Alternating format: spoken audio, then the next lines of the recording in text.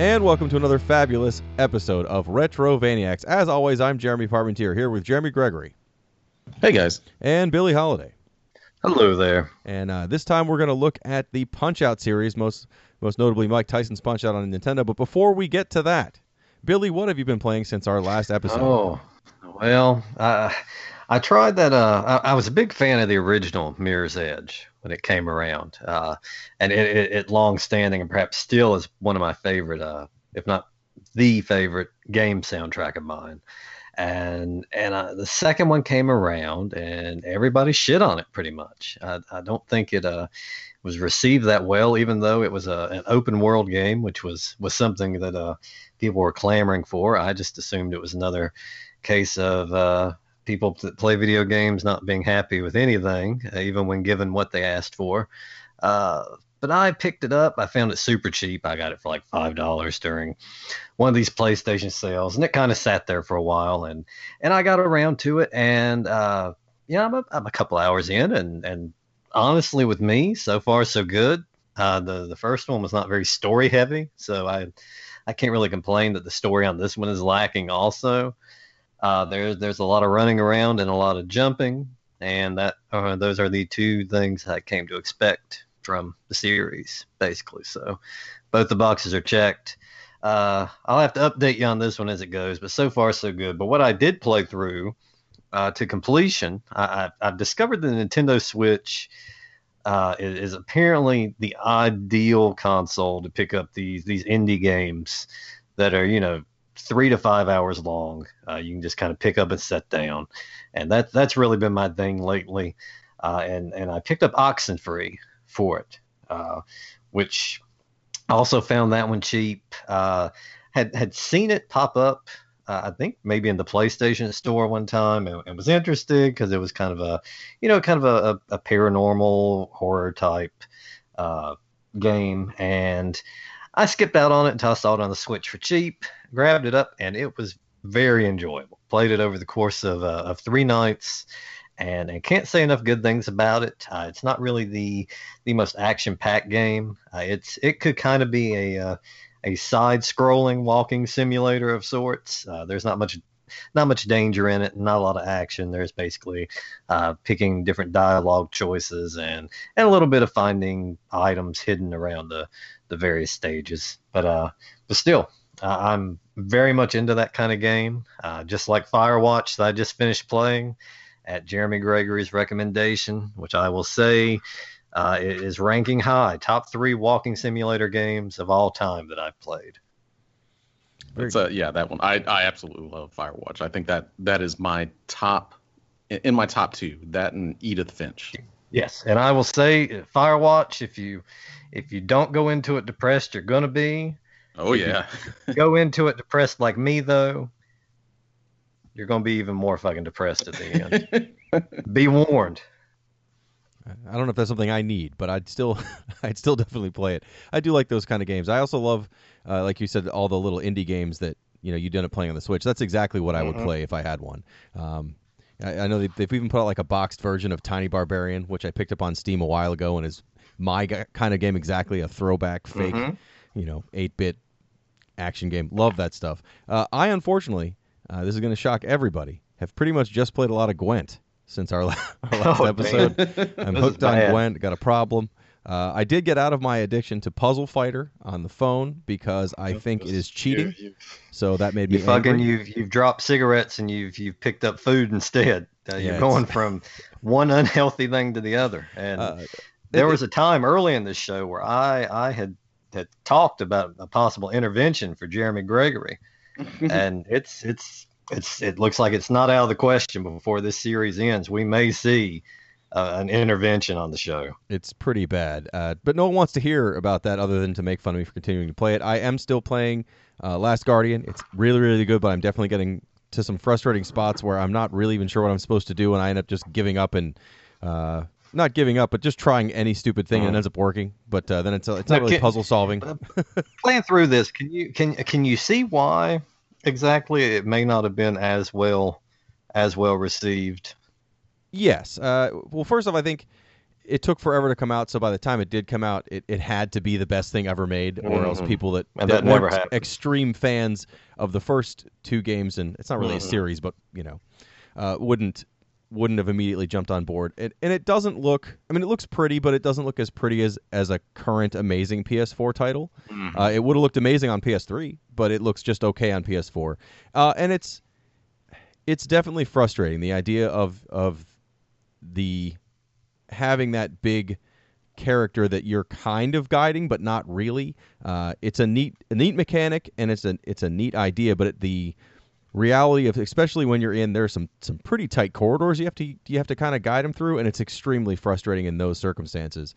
And the camera, which hasn't been a problem in a lot of 3D games lately, definitely has, because of those tiny hallways, some real issues in parts. Like you'll be trying to climb up the beast so that you can get him to kind of see on top of his head, or use his head to, like a big ladder, but instead, because you're climbing against a wall, the camera just goes nuts and just starts making it impossible for you to see. You can just see your hands. But I'm still enjoying it. It's a good time. Also, I've decided I've got to focus on something on a handheld. That way, at least I can take it with me to work, so I can pretend I'm working and actually play handheld. So I'm back on Dragon Quest VIII. I'm still liking that. I finally got. I'm not even that far. Anyone who's played it, I finally got to the part where you get your camera quests, and that's totally screaming at me, "Hey, this is your game, Jeremy. You have to wander around now and find things to take pictures of for an old man's checklist." And I love it. I love every bit of it. So I'm playing that. Jeremy, what have you been playing since our last show? Well, actually, I just picked up the Street Fighter V Arcade Edition. I previously lost my disc version of Street Fighter V when it originally came out, so I was kind of waiting around for Arcade Edition. And if nobody knows what that is, it's basically the finished version of Street Fighter V. Back when it released, was it last year or the year? I guess last year, beginning of last year. It's very, very bare bones. Very bare bones. There was basically nothing there except the structure of a fighting game. It was a very good fighting game, but there wasn't much there. Yeah, I was a little concerned when I picked that thing up, because they had made some lofty promises, like a full story mode. But yeah, I picked that thing up, and I was displeased with you for a short period of time. It was a fine fighting game, but yes, there wasn't much there to it. They did eventually add the story mode over the summer, I think, and it's kind of, besides the characters that they've added, there really hasn't been too much added since. But the Arcade Edition is the thing that everything was going to be added to. This is there's so much content in this thing now, and maybe it's just because I haven't played it in a while. Probably not too much since the story mode, actually. But coming back to it now, and like, this game is packed with stuff to do. I mean. In the new Arcade Edition, they did add arcade modes, which covers every era of the Street Fighter storyline, from Street Fighter 1 all the way up to Street Fighter 3, which is the last in the storyline. And there's just so much in that game now. It's just kind of overwhelming. They've got daily challenges to earn fight money. There's so much crap on the store to buy with the fight money. Of course, you can use real money, but that's up to you if you want to do that. And it's just it seems like a finished game now. And they've got a whole nother season of characters to go over the next year. So they're going to continue adding to this game, and I can't. It's totally worth the money now. It's $40 brand new. It's a free upgrade if you've already got Street Fighter V. If you kind of wrote off Street Fighter V back when it came out as being bare bones, I can't blame you. But if you really like Street Fighter, this is the time to play it, because you finally get a finished game, and I'm absolutely loving it. Well, it's good that you've been playing that much Street Fighter. That means you were ready for this week's game, the Punch-Out series, most notably Mike Tyson's Punch-Out for the Nintendo.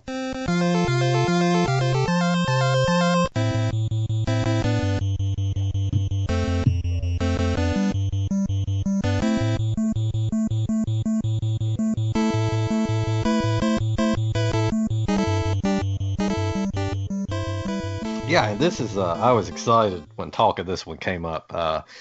This is just a game I have a lot of experience with, the NES version, the Super Nintendo version, and I'm sure we're not going to give it a full run through because it's a, by the show standards, newer version. But the Wii also came out with a Punch-Out. And all three I have dumped a lot of time into. It was something I was interested in playing and possibly doing on the show, and I kind of debated, how much can we talk about it? But I mean, shit, we did that one on Mutant League Football one time, so I guess we've thrown down the gauntlet for pretty much any type of game. But yeah, very excited to talk some Punch-Out, and was very excited to go back and replay them. The NES version, by far, I'm more familiar with. The Super Nintendo one is actually the one I haven't played in quite some time. So I really look forward to kind of digging in and getting reacquainted with these games. Yeah, and the original Punch-Out for me was, I think, the very first game that I bought with my own money on the NES. Like, shit. That was I got fucking Predator. Well, what can really top that? But Punch-Out, I feel, is pretty close. I was on spring break in Kentucky with my family, and that was there. I remember actually playing it in the arcade. Those giant NES arcade games that were there in the arcade back at the time. The Play Choice. Yeah, the Play Choice. Loved it there and wanted it, so I grabbed it. And I didn't even like sports games. I didn't like boxing. But I loved playing that game, and so I was looking forward to coming back to it now. It's not. I mean, it's a sports game technically, I guess, but it's definitely more of an arcade game. I loved Punch-Out. Mike Tyson's Punch-Out on the Nintendo was one of those games when I didn't have a Nintendo when it first came out because I chose the Atari 7800 because I'm super smart. And so my friends that had this, only one of my friends had Mike Tyson's Punch-Out. And it was like the first day he got it, everyone just stared at it like, this is the most incredible looking game. The boxes are huge, but it's not like awful and clunky. And the only boxing games anyone would play up to then are, Atari or in television. Like those boxing games are not the same sort of thing at all. So this thing came out and we're like, this game is amazing looking. However, it was only one player. So it was hard to get that to, if you're over at a friend's house, you're not going to be like, hey, I want to watch you play Punch-Out. If you could play at the time, any of the other two-player games, especially if you were trying to play sports games.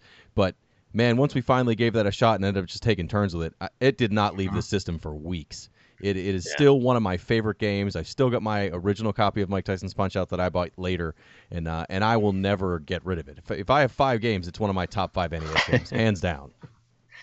Well, we know which way Jeremy P is going to go on this one. Turns out I hate it. No, it's I didn't even need to worry about it. I think we know how we're all going to go. But I tried to take those rose-colored glasses off and take a look at it and see if I was going to be fucking overcritical of something, what I would pick apart in this game. That's how I played this one, because it's not often that we start off playing a game that we're going to review that we know ahead of time that we enjoy. That is a favorite and just a beloved game.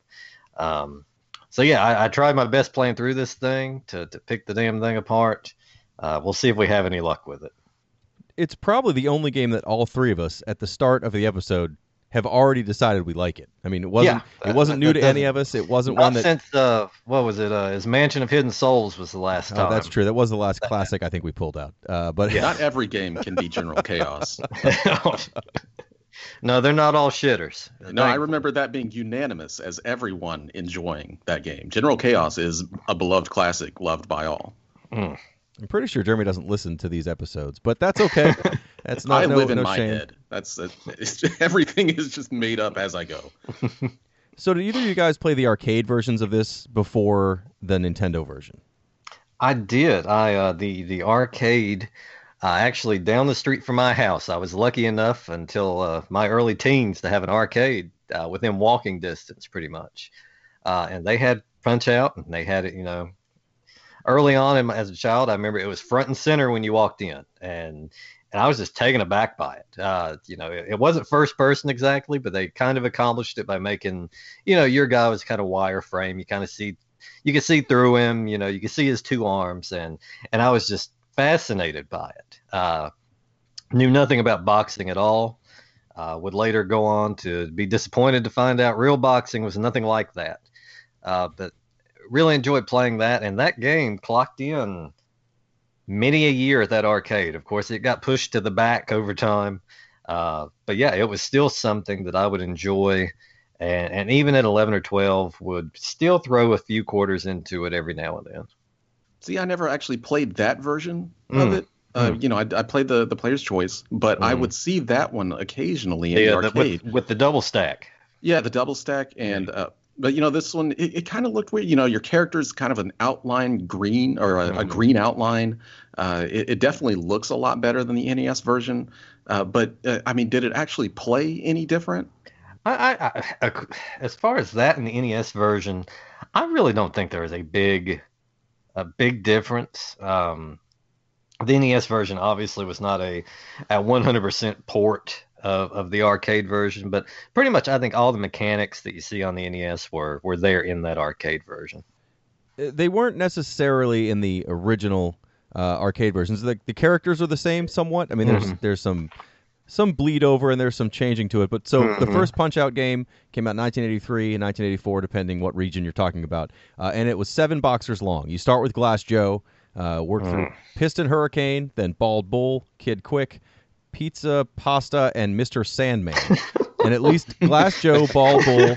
It should be said that there's some mild racism and some stereotypes playing out in these games. Done for the sake of humor, and I think these games came out at just the right time where they could get away with that. Yeah, I don't think you necessarily could come up with some of these characters now, and even more so in the follow-up. So the first game was Punch-Out 1983, had 7 boxers through, and then in 1984-85, Super Punch-Out came out. It had some better mechanics, a little bit tighter.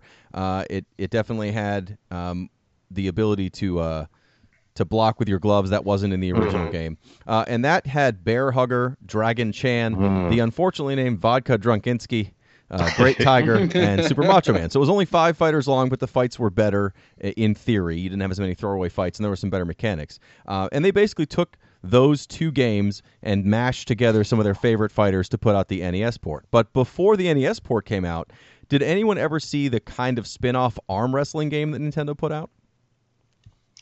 Are you talking the one with the actual arm? It is. No, it's got buttons on it. Oh, goddamn! Because truth be told, I injured myself on that one with the actual arm. I remember the arm down the beach several years ago. The toss-up was I was big enough now to finish a job that I started when I was a child. I was old enough to do that, but I was too old to the point to where my body cannot take physical exertion, and and I may have missed the next day at work. Well, the arm wrestling game only had 5 arm wrestlers.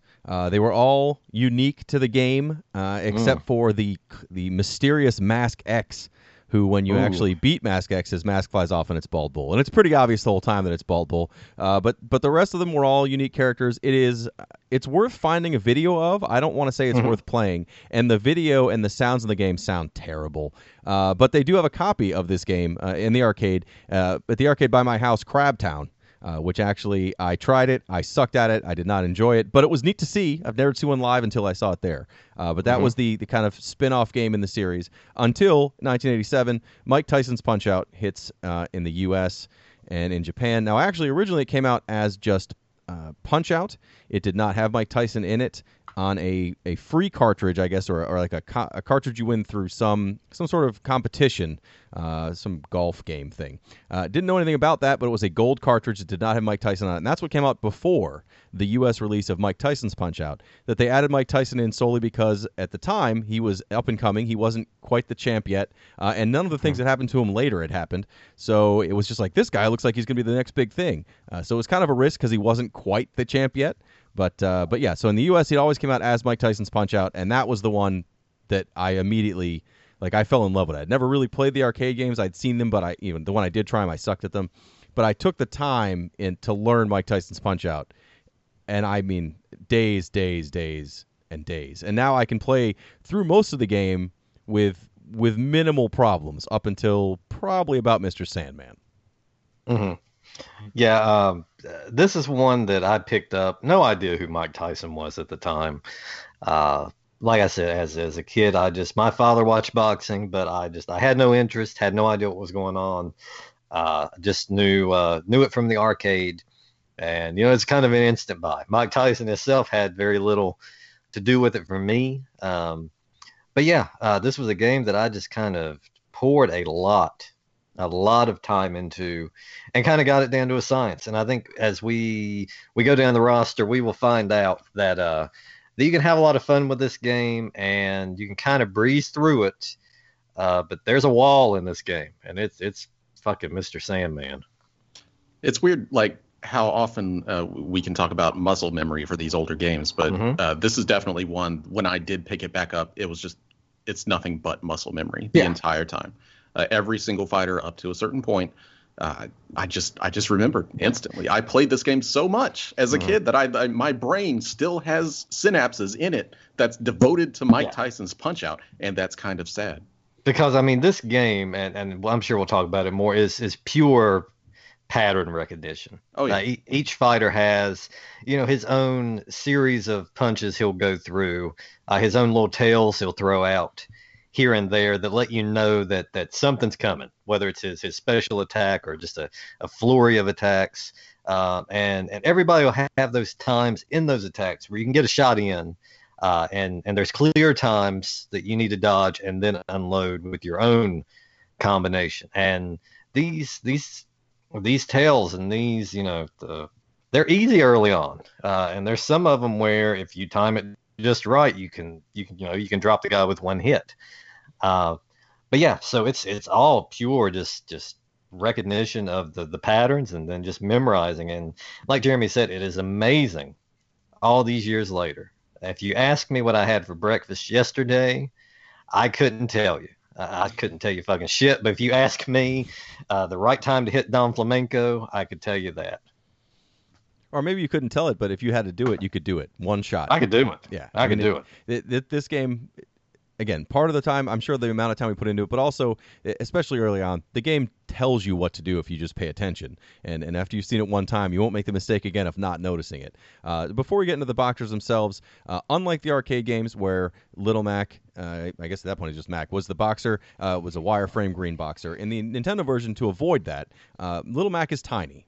Compared to the actual boxers you're fighting, he's probably up to their belt. And therefore, most of the time, he's at the very bottom of the screen. And you can see their entire model in front of you that you're fighting kind of into the screen against these giant boxers you're fighting against. They're all very cartoony and cool looking. Then it was mind blowing. Now it still looks pretty good, which says a lot. It is, and they do a good job of each fighter, even with as little as they had to work with in NES. Each fighter just has his own, kind of personality that comes through. Well, and some of them, thankfully, aren't just terrible stereotypes, which is nice. Some, yeah, not all. Some aren't. So because it's boxing, your only weapons are your fists. If you hit the A and B button, you will do body blows to the left and right. If you hit up with A and B, you'll do uppercuts. The only other moves you have are you can dodge with left and right. If you hit down, you'll defend. You put your gloves on your head and defend. Here's something I didn't know until 2018. If you hit down twice real fast, you duck. I'm sure that everybody else knew that. I had no idea. I didn't. It's a new year, and I have learned some new. God damn. Was that How did you guys play this game for this long and not know you could duck? You don't need to. You don't need to do it on anything until the last. Duck. I just go in swinging. I'm in there for the fight. I'm not in there to fucking dance. As far as I know, from my experience of playing it this time, I didn't even need to use duck for anything of value until Super Macho Man. And even then, I think I just did it to see if it would work. Because I never used it as a kid, and I definitely got up to and through Tyson. But this time, I did not get through Mike Tyson. And this time, I actually I hit that wall at Sandman. I did finish Sandman, but Macho Man, I just decided, you know what? I know I've beaten him before. I'm going to go ahead right to Mike Tyson and feel better about myself. And then he destroyed me. So none of that matters. So the other ability that Little Mac has, certain times he'll hit a boxer when they're not ready for him, and he'll like knock a star out of them, which gives you a super uppercut you can push start to do. But if you get hit while you have that star in your possession, you lose the star. You have to be very careful once you have it. And if you time it poorly, they'll easily see you coming because it's slower than your regular punch and move out of the way and then probably clobber you after you've jumped in the air like an idiot to miss them. So those are his main moves. The only other thing on the screen, and I had to actually look up what these do other than irritate me, is there's a heart meter, like a heart countdown on the top left of the screen. What that is your fighting spirit. So you start with a bunch, and as you're hitting punches, it goes up sometimes. Every time you miss a punch, every time that the other opponent blocks a punch, or when you get hit, you will lose hearts. And eventually, if the hearts get down to 0, that's when Little Mac turns pink, which means he's tired, and he can't throw any punches. You just got to dodge a bunch of things until you can start hitting again. There are certain certain fights later in the game where there's no way to avoid that. But early on, you should pretty much never, ever see that. No, especially the first fight, which is goddamn Glass Joe, and I got to say, in the mid 2000s, I entered a job field that I'm currently in, and was not ready for the stress that came with it, and I found. This correlated with me digging the NES back up, and Punch-Out was in it. And this correlated with me finding out that apparently it's great stress relief to throw Punch-Out in, put it on there, start it up, and just beat the shit out of Glass Joe. Just wear his sorry ass out. And it's not hard. I have never lost to Glass Joe, will never lose to Glass Joe. I fought Glass Joe with the flu. I fought him drunk. I have fought him in all kinds of ways. And if you lose to Glass Joe, you might as well just quit. Don't play another game. I remember taunting my son heavily. He was like 2 or 3.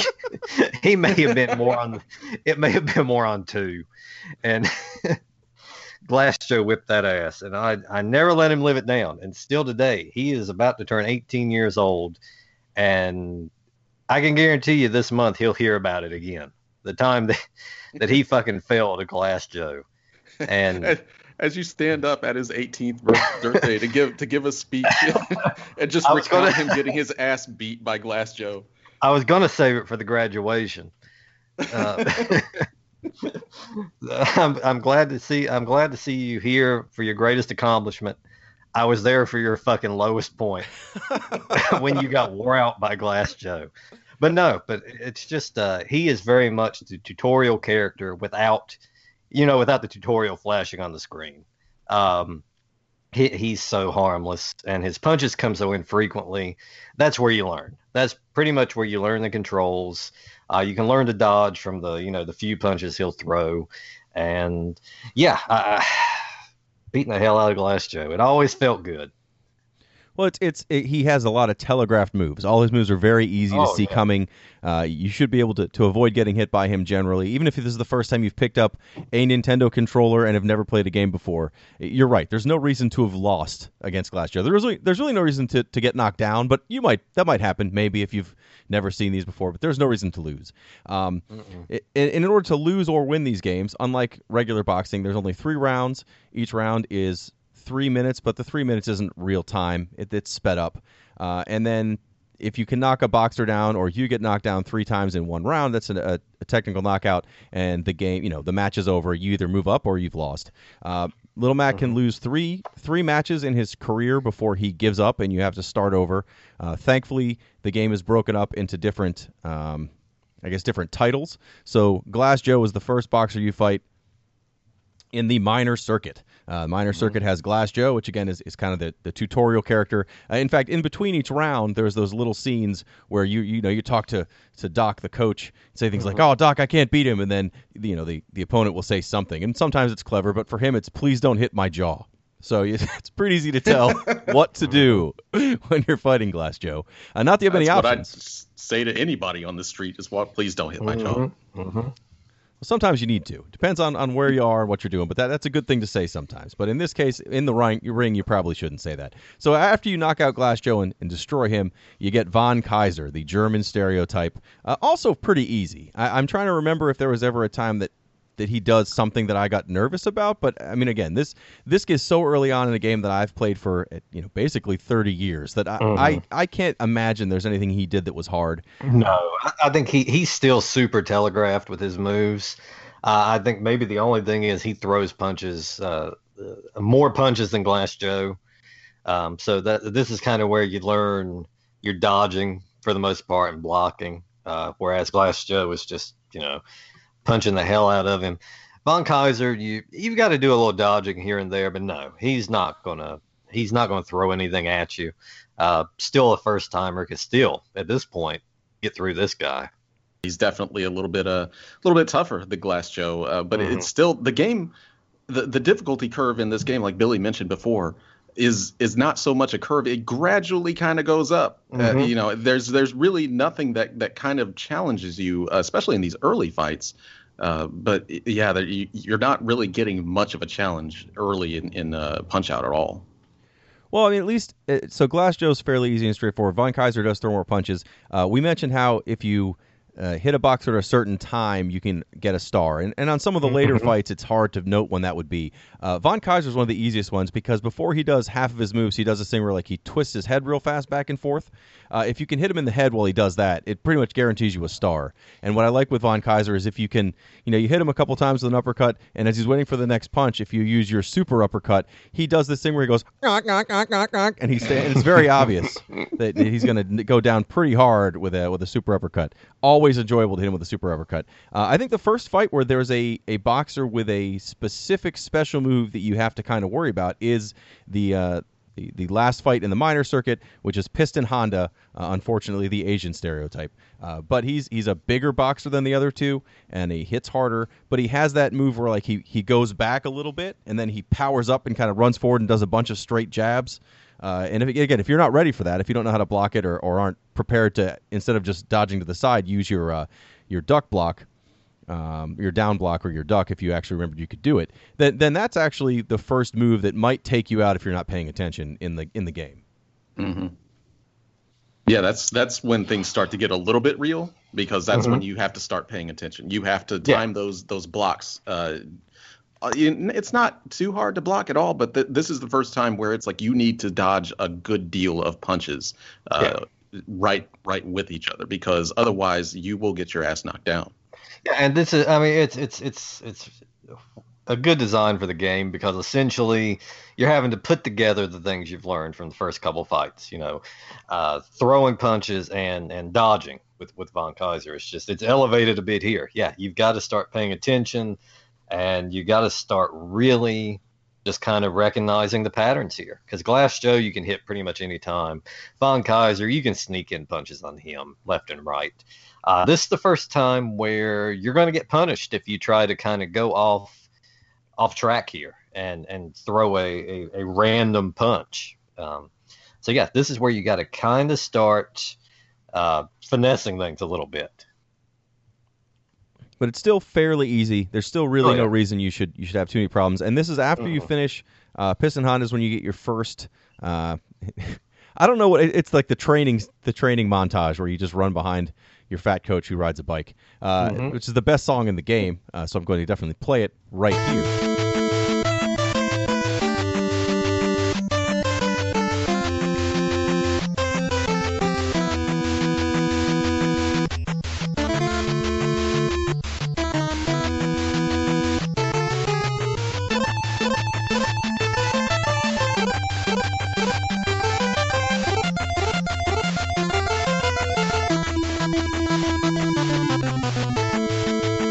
But after that, then you get your first password, which means going forward, you can now start at the next belt, at the major belt. You don't have to play those 3 fights anymore.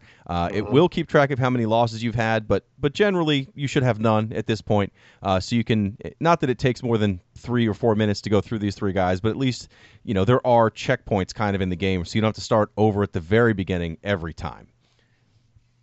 The next circuit, you get to meet new fighters like Don Fomenko, who I don't quite know why he's easier than even Glass Joe. He's the easiest fight in the game. Because I'll tell you, that's a face that you fucking just want to wail on when you see Don Fomenko. Well, it's I always thought it was like a glitch, but obviously it's not. I mean, or if it is, they sold it like it was a feature. But basically, once you get to Don Fomenko, if you dodge one punch and then you just do uppercuts just left, right, left, right. No matter what you do, it never lets you stop. You can just keep punching him left, right till he goes down, and then he'll get up. You dodge one more punch, and left, right, left. So I mean, there's no reason not to have a first round TKO, probably in a minute 30 on Don Fomenko. But I don't remember him ever being hard the first time you meet him. That's one of the characters you'll see again later. Don Fomenko, King Hippo is the first fighter that is actually a gimmick in the game. You can't just box him. You know, you can't just punch him in the face for different things. You can't just punch him in the stomach. You have to figure out exactly how to start your combo with him, or you'll never take him down. He's very easy to block the move you're doing, and then he immediately just punches you with like a giant haymaker. He's kind of a butterbean looking dude, but he is. He's got an obvious weakness that if you look at his character model, you'll know what to do. But it's how to get it so you can hit, and he has a big giant bandit across his stomach. So clearly that's what you're supposed to do. But every time you try to punch him in the stomach, he like dodges out of the way and then hits you in the face. So you've got to figure out exactly what to do. And he's got a move where he kind of vibrates for a second and then jumps in the air to like pound down with his fist. And he opens his mouth really wide. So if you can punch him in the mouth first, then he'll put his hands on his face, and then you can just keep hitting him in the gut over and over again. You do that a number of times and eventually goes down. But that's the first fight that if you don't know that, he hits really hard. He retaliates if you miss your timing on it pretty easily, and he can take you down fast. Yeah, this is when you finally have to do what the game wants. This is the first fight.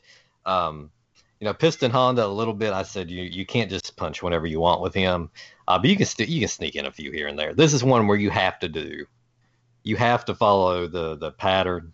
You have to do the combination that the game wants you to do here. Or you're not going to get anywhere. This fight will go until you're down, the time limit, if you don't do the combination just like Jeremy P. said. But yeah, this is further. And going back to play it, I just appreciate the way that the game's set up and the way that the game seems to just teach you these little things, kind of one fight at a time. Still at this point, you shouldn't feel overwhelmed. And like Jeremy said, it's obvious. I mean, he's got literally a target on him, and you'll find out pretty quick how to take him down. And once you knock him down, that's it, and you progress forward. And like, how good was Nintendo to their artists to be able to telegraph this stuff so well that this is back in the day when graphics weren't much of anything besides just a few pixels on the screen. And, these characters, they're actually characters. And for them to be able to animate them and telegraph them in the way they do without actually saying anything, so that you just know what you're doing. And this is kind of the first boxer that really shines through with that. It just speaks to just how good Nintendo was at doing things like that. I mean, that has to do with the longevity of the game and the fact that it's still a game that most people that grew up playing it will gladly, if it was plopped down in front of them today, would gladly pick that thing up. Well, the next two boxers are where, when I was a kid, this is where I'd start having not problems, but especially when you're first learning the game, this is where you're really going to hit another kind of steep curve. So King Hippo is hard only because you have to figure out what to do, but once you do, it's pretty easy to figure out how to take him down. Great Tiger is the Indian character, but he's got a move where he, it's timed at certain times in the match. He will basically hop back and all of a sudden cause either he's moving so fast or he just causes multiples of himself, like as illusions, to run around in circles, and they hit you at different times. You have to block a bunch until eventually he dizzies himself out and will stand there, much like Vaughn Kaiser going, row, row, row, row, row, and you can punch him right in the mouth. That's the first fight that as a kid, I don't know why now it seems really easy, but I kept having a real problem timing those blocks for that spin attack. Well, this is kind of the first time that you've had the block before, but this is the first time it's kind of a twitch reaction. I mean, the first few times you fight this guy, you're having to block pretty quick, and until you get down just where they're going to hit, this is a fight where I would be surprised if you didn't take a few hits. Leading up to this, you might be able to go through untouched. But this is kind of where you're going to take a hit or two. Not necessarily lose, but you're going to get that health chipped away at a little bit in this one. And if you do get through it, which you should, you get to the title match for the major circuit, which is Bald Bull. It's the first fight that has a hit that will take you out in one hit, even at full life. Bald Bull has the Bald Bull charge, which is We had talked before when we had talked about underwater levels, how the Sonic underwater levels cause you anxiety. For me, it's when Bald Bull steps back. I can still nail it 9 out of 10 times, but that time you don't, you're like, and it's the worst. And it's like my palms get sweaty, and I'm not sure what to do. And basically the move is aside from the fact that he hits pretty hard anyway, and he has some pretty fast hits, he does this one thing where he'll jump back to the edge of the ring, and then it's like he bounds forward 3 times and then punches you really hard with an uppercut, which will take you down fully no matter how healed you are. You can't dodge out of the way of it. You have to time it right and then punch him right in the stomach right before he hits you, and it'll make him fall down instantly too. So it gives him an insta hit that'll take him down without a star or anything else. It's hard to time at first, but once you get it down, it's always feels good to hit that at the right time. It always feels good to watch his slow turn face down on the mat. So good. Yeah, with that move, it's either the highest of highs or the lowest of lows. You feel like, especially nowadays, I'll still miss it, and you feel like a fucking idiot when you do. You feel like a failure more than I do every day. But just that's one of the most satisfying things still in that game is when you nail that. And I wish I could remember as a child the moment I first pulled that off, because I'm surprised that that's still not just burned into my memory banks. My son being born, and the time, running right up there with that one. The time that I knocked that fucker down off the charge. I remember a good deal, and maybe not the first time, but I definitely remember several times when I did get that correct. It was always amazing. Oh, you were hot. You were hot shit if you could pull that off in front of your friends too. Oh God, yes. I mean, that's as good as it gets, really, because there's a lot of people that played this game and never got past Bald Bull, believe it or not.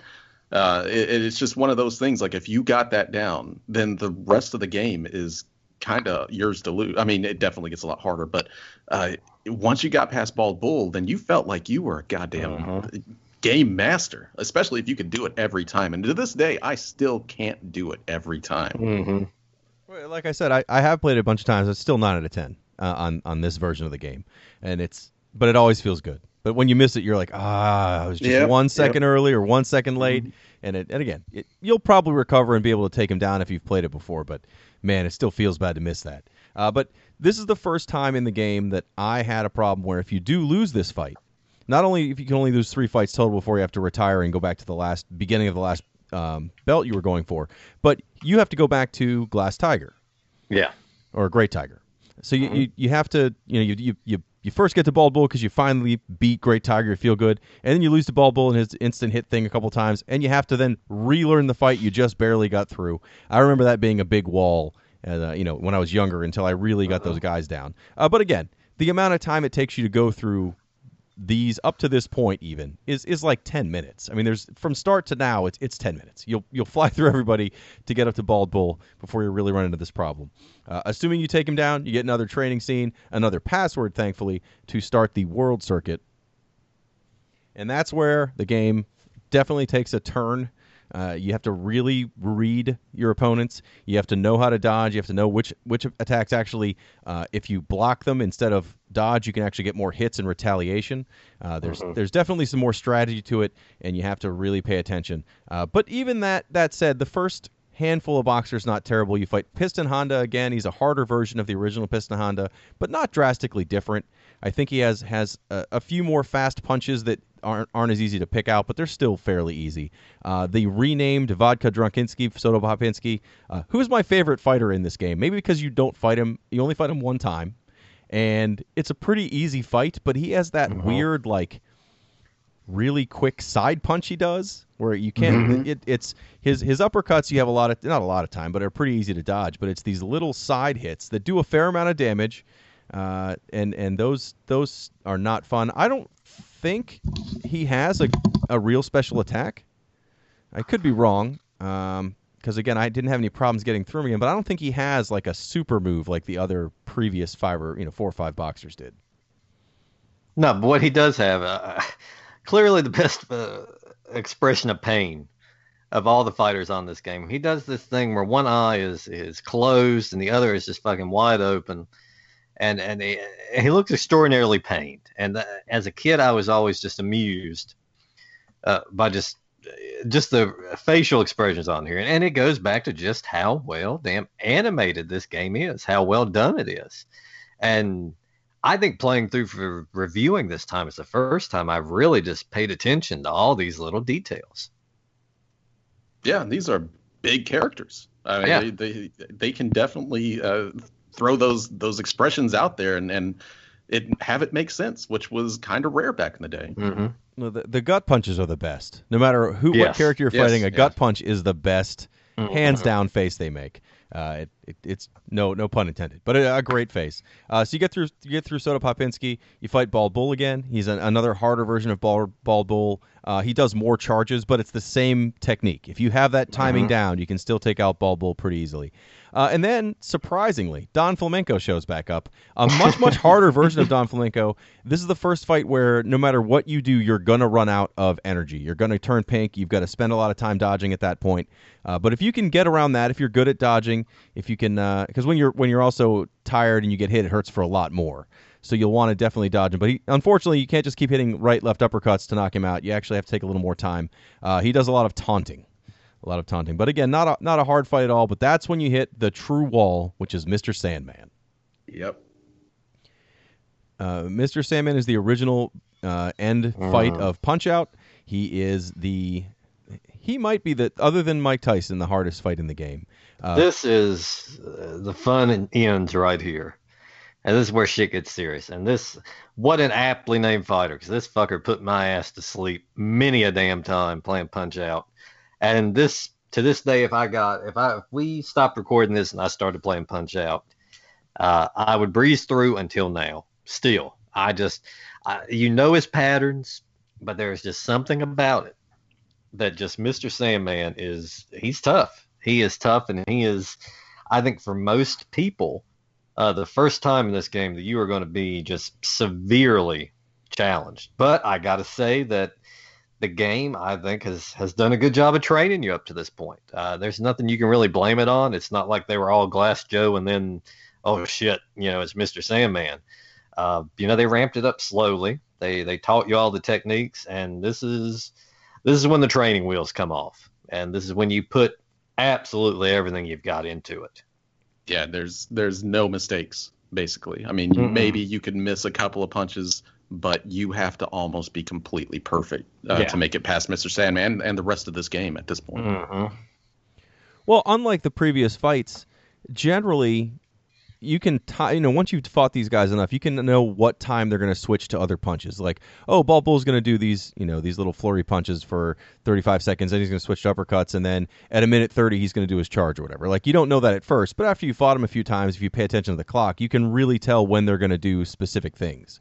Sandman doesn't do that. He starts that way, but then I don't know if it's randomized. I don't know if it's based on how much damage he's taken or how much you've taken, but his moves change up significantly after the first round. The first round is pretty standard. He does these little fast jab punches, and then he does uppercuts, and then he does his super move, which is the worst. I mean, it's not the worst, because later on, again, if you've mastered this, you'll have a heads up on Mike Tyson. But he basically stands there for a minute, and then the whole screen flashes, and he does 3 really strong uppercuts in a row, and all of those can take you down in one hit. And they will. If they hit you, you're out. Again, in all these fights, if you get knocked down 3 times in one round, you immediately lose. But truthfully, if Mac goes down 3 times in a round, he's done. 3 times in the whole match. So you can go down 1 in the first round, 1 in the second round. If you go down that third round, you're done. That's it. You're not going to get up again. So you want to avoid. You can dodge that, and thankfully, with Mr. Sandman at least, you can do the most damage in retaliation after you dodge those 3 punches. But for the first round, he only does it 1 time. But then after that, the second round, like, sometimes he does it a lot. Sometimes he doesn't do it very often at all. I can't time it and read it. So especially because that 1 punch, if you miss it, you're going to go down. That's why Sandman gets so hard. You don't know when he's going to do these moves. There's no telegraph necessarily, except that there's a long gap in between his previous punch and this one. And if you miss it by a fraction of a pixel of what you're supposed to do, you're going down. But then you get through Sandman, and you get to go to Super Macho Man, who is not that bad compared to Sandman. However, if you lose to Super Macho Man, it sends you back to Don Flamenco to fight through all of Don Flamenco, and then all of Mr. Sandman, and then Super Macho Man again. Super Macho Man has this spin move that it's hard for me to time dodging it, but I can. But that's where I use the duck. And I was like, oh, with the duck, this is a much easier move to get by. I never knew I could hit down twice to duck. Yeah, there was a long time where, even after you get past Mr. Sandman, once you get here, like you said, I don't think it's as hard as Mr. Sandman, but there's always that you've got it in your head that if you lose here, you've got to go all the way back. It's the fear. It's the fucking fear of facing Mr. Sandman again. Yeah, kind of. That is the tension of this fight. And he's really big. He's like the biggest character in the game. He's really intimidating looking. I remember the first time I got to him as a kid, I was like, "Holy shit! There's no way I can beat this guy. Look how huge he is. He's like over twice the size of Little Mac, and it's just he's this huge, intimidating character. And you're just like, oh man, if I time this wrong, then I got to go all the way back, and I ain't got time for this shit to get back here again. It's just he's one of the more intimidating characters in that game to me. Well, it's also the fact that you just got through Sandman. You have to get through some really tough fights, and if you lose to him, not only do you go back to Don Fomenko, but you lose a couple times in general more, and that's it. Your game is over. You got to start way back at the beginning of the circuit, which is those are long fights. They're going to take some time to get through, and I know if you master and you do a speed run, you can knock these guys out in one round, but I'm not that good. I can't get stars on demand on some of these fights, and it's hard to time not losing them if I do get them. So it's definitely tough, but I've been able to get through Super Macho Man generally anytime I play this. And then you get to, if you're playing the original version of this game, Mike Tyson. If you're playing the version that came out after they lost the Mike Tyson license, it's Mr. Dream, but it's the exact same fight.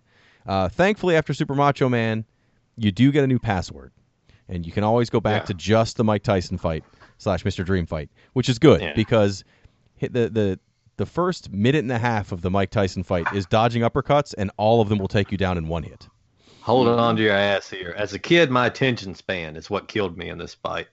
Because it's all dodging, and you're just itching to try to get a punch in, but you can't. Don't fucking try it, or you'll be down. This is that first 90 seconds is just pure patience, and recognizing that you're just going to have to fucking be on defense. There is no offense in the early going of this match. And 90 seconds may not sound very long, but when you have to sit there and time every single block almost completely perfect, and knowing that one of them will just take you out, it's going to make you sweat. Mm-hmm. Well, you can hit back in response to those uppercuts. You get to hit him twice, right, left, or left, right. And if you do any extras, or if you time it a little bit late, or if you're somehow done early, he immediately blocks it and punches you, and you're out. I mean, it's easier to dodge it, but you can hit him in that early phase. And then after that, he does some jabs that don't take you down in one hit, but still do a lot of damage. And there is no way to knock him out. Some fighters you can find like one hit knockouts, or you can do enough damage that they might go down as a knockout by count. Mike Tyson, you can only get out by technical knockout, and you cannot win by decision. It is a very, very tough fight, but thankfully you can put that code in over and over again to just try that fight. Honestly, if you've beaten Super Macho Man and have gotten to fight Mike Tyson, you've played enough of the game. That said, you should still try it. But it is start to finish, even up to Sandman. Like, I can just casually enjoy myself playing this game up to Sandman, and that's where I'm like, okay, now I'm getting into this. It's going to be a little harder. But man, the fact that the world circuit has so many boxers in it, all the matches are fairly long, and you have to keep going back 2 steps every time you get to Macho Man. That's something that the later versions of the game don't do, and that's quite all right with me. Yeah, I mean, this is the test right here. This is where, and I dare say that world circuit, that's as far as most people are going to get, and for that reason, if you lose early on, you're out maybe just a few minutes of work, and you can get back to where you were. Yeah, there are dire straits on this one, and there are consequences if you get sent back this time. You have to face, the likes of fucking Mr. Sandman again, and that's enough. That is enough to ruin your spirit going in. But yeah, if you can make it to the Mike Tyson, if you can make it to the code for that one, you're safe. I mean, you're going to get your ass kicked a bunch of times coming up, but it's perfectly feasible, and it still happens to me to this day. I get stuck on that damn circuit and just cannot get off of it. I never beat Mike Tyson. Never. I hold maybe 3 or 4 victories at best on Mike Tyson. I've There's a got- Polaroid picture of it somewhere from the 80s when it first occurred. It was one of my efforts, one of my failed efforts to send something into Nintendo Power. But yeah, even using that guide they used to put back in the magazines, the pictures just never came out quite right. I did it once, and I know I've done it once, and I probably only once. And especially after trying again this time, I don't know if I'll ever repeat that victory, but I did it once, and I know I did it, and that's all that matters. Mm-hmm. Oh, it kills me that I never beat him. I mean, I got to him several times, and I just Hey, it ain't too late. I got to Super Macho Man this time, and that was good enough. I was, because once, like you guys said, once you kind of get to Mr. Sandman, the game, it's very enjoyable. It's fun. If you've never played it before, you can probably get very far in the game before it starts getting frustrating at all. But once you get up to those last 3 boxers, it turns from being enjoyable to being just, you've got to be so perfect to get past, especially Mike Tyson. It's almost impossible if you don't have it down 100%. So yeah, what I think made this stand out for me compared to any other sports game, even like NBA Jam or anything that would come out later, it was just that it still felt super arcadey, but did feel like boxing. Like there was no question it's a boxing game, but it wasn't like, the only other boxing games on Nintendo were Ring King, and that was fine, but it still felt more like kind of not even technical, but just not like this. This was with the one punch knockouts and all this other stuff. It was definitely more of a straight arcade feeling boxing game. I loved it. I still love it. I think it's a game you can give to anyone that to play, and they, after a couple minutes, they'll put it together and feel pretty good about the games. But it feels good to succeed in this. Like, it feels good to get some hits off. It has weight. I like it. Yeah, this is one of the first games. It's just it's so full of personality. Every individual character, and it's something that you don't even see that much nowadays. A game where, just with as little as they had, as poor as the animation was in games back then for the most part, what they were able to accomplish in breathing life into all of these characters is amazing, and it still is to this day. Yeah, and this was actually the first game I ever remember my dad getting way into more than I did. He was way into Punch-Out when Did he defeat Mike Tyson? He got to Mike Tyson, but he never beat him. I remember I still have my power, or God, what was the little strategy guide that came with the NES? Yeah, the official Nintendo Player's Guide. Yes, the Player's Guide. I still have that somewhere with all of the codes for each title or each belt or whatever written down by him, and he got there in all of those way before I did. So if my dad can get into a game like that and love it to death like he did, he still remembers it to this day. I think just about anybody can, really. It's timeless. It's so simple to pick up and play.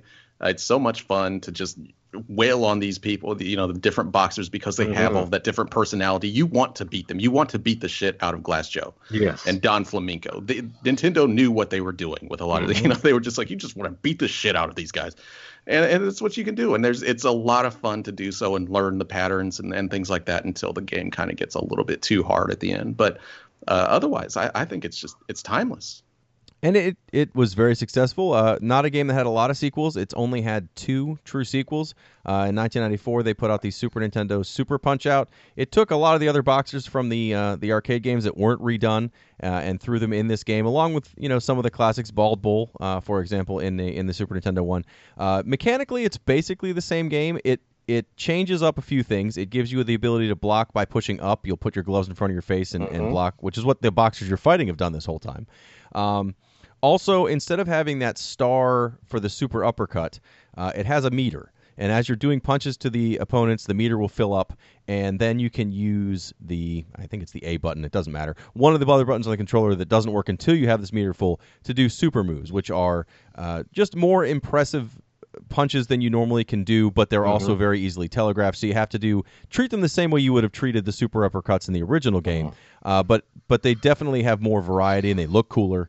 But I think it lost something when they switched to that. I don't think, at least I didn't have Super Punch-Out. I haven't put nearly the amount of time I did into Punch-Out. So while there are things like Bald Bull's, one-hit punch that he can do that you can also do back to him, is still in the game. A lot of the other fighters, I've never been able to figure out if they have one-hit knockouts, if they have a lot of like places you really want to use those super attacks. I mean, I think it's still fun. I just think it plays a lot more like the arcade version, where you actually have to do a lot of dodging and some retaliating. It's a lot of fun. It's still a great game. It's one of the better Super Nintendo games. But yeah, it's a case of I still prefer. And I don't say this a lot about NES games that had sequels on the Super Nintendo. I still prefer that NES version. Something about the fighters on this one they're not memorable. Not as memorable. I can list the roster from the NES version. Playing through this time for the game, for the review, I would see guys and it's like, oh yeah, that guy. Just characters I completely forgot about. And right now, I couldn't give you a roster of this one either. I don't know if that's just because, I haven't played it as much. I mean, I've put a lot of time into it, but I haven't played it as much. But yeah, it just put it simply, it just does not have whatever made that first one special, the charm that the first one had. But it's still not bad. It's not a game. It's not bad. It's still an excellent game. I'd play it any time.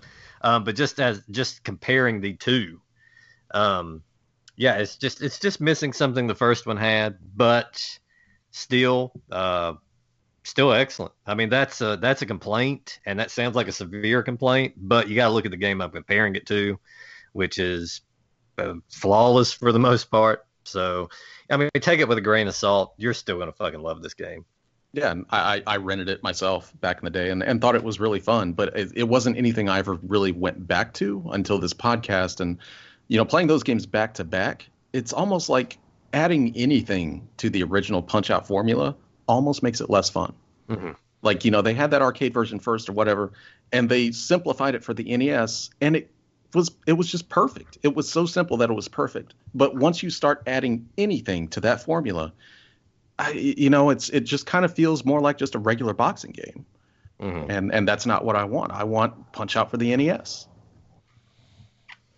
And the only other sequel they made was in 2009. They put out a Wii Punch-Out, just called Punch-Out. It basically takes the best boxers from the Super Nintendo and the Nintendo versions. It looks very, very pretty. I enjoyed it. I did finish that as well. I'd compare it to the Super Nintendo Super Punch-Out more than Punch-Out in how it plays. But that said, at that time, it had been a long enough time since I'd played any of those games that I enjoyed every bit of it. I liked seeing the boxers I'd seen before. But I think if it wasn't for the original Punch-Out, I would not have enjoyed Wii Punch-Out. You know what I mean? Like, and I would tell you the highlight of Wii Punch-Out was finally being able to punch and having your character punch on the screen. The controllers, the motion controllers, you didn't have to play that way, but actually was I thought they did a good job with it. You throw a punch up high, and they threw a punch, and I felt a little bit of redemption because as a kid I made a purchase, and it's a purchase I went on to regret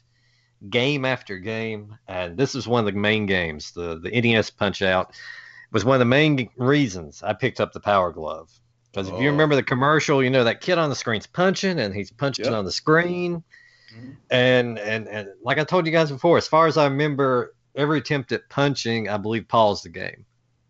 No, you could not punch, and your character would punch, and it was a piece of shit. And I had to duct tape the thing to my TV, that gigantic L-shaped sensor bar. Yep. It was just a monstrosity. And the one game where I really hoped it would come through, it did not. So the best I could say about the Wii version is, yeah, it was enjoyable also. Didn't do anything wrong by any means. If you like the first one, if you like the Super Nintendo version, they played it safe. You're going to like this one. You can beat the shit out of Donkey Kong if you can make it to him. Yeah, the one time I will offer strong praise for the motion controls of the Wii was this Punch-Out. Yeah, that the Power Glove on this did not work worth anything. I had one as well. Really, the only games that were fun with the Power Glove were the ones made for the Power Glove, and those weren't very fun anyway as a game. So, but everyone I know that's ever had one has said the exact same thing you just did, which is that with any game that you want to play it with, absolutely terrible. And in fact, for a long time, I ended up just wearing the glove, and I remember it had like the Nintendo, essentially a Nintendo controller on there. Yeah, and I would just hold it like I was a Star Trek character. What a lame. $100 glove, whatever that was. What ridiculous piece of equipment. That's how it was advertised, though. I mean, it's exactly what Billy said. The kid was literally punching at the screen. Mm-hmm. That's how they advertise. You cannot do that with the Power Glove. You just can't. So yeah, all these Punch-Out games, arcade, Super Nintendo, even the Wii version, all of them are super fun. The Nintendo one is easily the gem in this collection, and really the one that would make you want to play any of the others. All very, very highly recommended.